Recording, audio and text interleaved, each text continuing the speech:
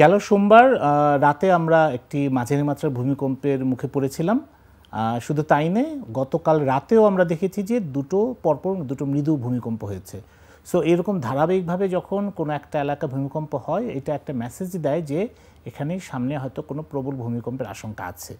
কিন্তু আমাদের দিক থেকে একটা সুবিধার জায়গা হচ্ছে যে পৃথিবীতে যে সমস্ত জায়গার মাটি খুব শক্ত, মানে পাথুরে মাটি, সেখানে ভূমিকম্প হলে যে ধরনের প্রবল ক্ষয়ক্ষতির আশঙ্কা আছে, আমাদের এখানে নরম মাটির কারণে ক্ষয়ক্ষতিটা কম হতে পারে। কিন্তু এই ক্ষয়ক্ষতি কম হতে পারে এইটা ভেবে যদি আমরা বসে থাকি, তাহলে কিন্তু আবার ক্ষয়ক্ষতি বাড়তে পারে। কারণ আমরা ভূমিকম্প চলাকালীন সময়ে আমাদের প্রধান কাজটা আসলে করতে হয় নিজেকে রক্ষা করার ক্ষেত্রে। সেক্ষেত্রে সাধারণত যারা কোনো একটা পাকা ঘরে বা ভবনে থাকে, ফ্ল্যাট বাসায় থাকে, তাদের প্রথম কাজ হচ্ছে যে মাথার উপরে যাদের ফ্যান আছে এবং যাদের আশপাশে শোকেস বা আলমারি বা যে কোনো ধরনের আপনার বুকশেলফের মতো যদি কোনো কিছু থাকে, সেখান থেকে সরে গিয়ে কোনো একটা বিমের নিচে গিয়ে অবস্থান করতে হবে।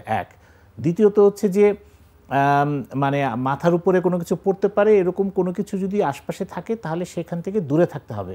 তাহলে এই দুইটা জিনিস যদি কেউ মেনটেন করে, তাহলে তার ক্ষেত্রে একটু ঝুঁকিটা সে কমাতে পারে। দ্বিতীয়ত হচ্ছে যে ভূমিকম্পের সময় মানুষ তাৎক্ষণিক একটা আতঙ্কের মধ্যে পড়ে। সেই আতঙ্কিত হয়ে অনেকে ছাদে গিয়ে লাফ দিয়ে ওঠে, দ্রুত সিঁড়ি দিয়ে নামতে গিয়ে পড়ে গিয়ে ব্যথা পায়। অনেকে ছাদ থেকে বা জানলা থেকে লাফ দেয়, বারান্দা থেকে লাফ দেয়। সেই কাজটি কোনোভাবেই করা যাবে না, যে যেখানে আছেন। কারণ ভূমিকম্পটা আসলে চলে খুবই একটা অল্প সময়, কোথাও 5 সেকেন্ড থেকে 20-30 সেকেন্ড বা 1 মিনিট পর্যন্ত।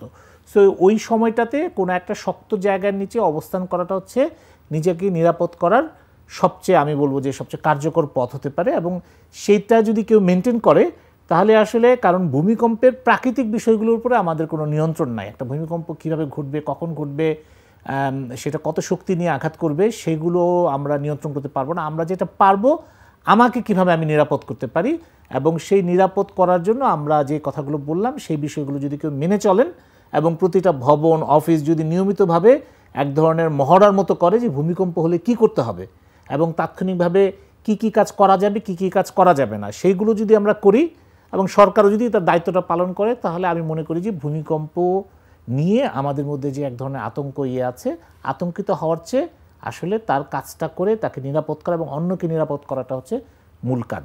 সেই কাজটার প্রতি মনোযোগ দিলে আমার মনে হয় যে এখানে ক্ষয়ক্ষতি আমরা কমাতে পারি। ধন্যবাদ।